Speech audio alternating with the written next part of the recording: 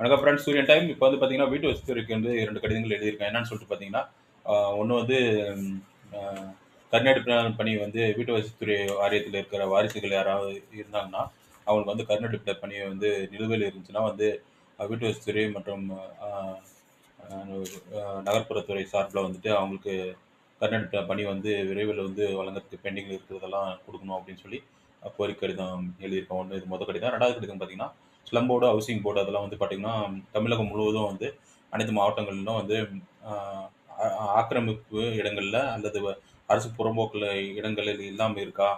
இல்ல ஆக்கிரமிப்பு புறம்போக்கு இடங்கள்ல இருக்கா? ஏன்னா வந்து ஒரு சில இடங்கள்ல நீர்நிலை ஆக்கிரமிப்பு இடங்கள் எல்லாம் பில்டிங் கட்டிடுறாங்க. அதனால வந்துட்டு வீடு வாங்குறவங்களுக்கு வந்து அது இஷ்யூ வரும். அதனால வந்துட்டு ஆ ஆக்கிரமிப்பு மற்றும் புறம்போக்கு இடங்கள் இல்லாத இடங்கள் இருக்கா அப்படின்னு சொல்லிட்டு அனைத்து மாவட்டங்களும் உறுதி செய்யப்பட்ட தகவல் வேணும்னு சொல்லி கேட்டிருக்கோம். ஹவுசிங் போர்ட், ஸ்லம் போர்டு எல்லாம்.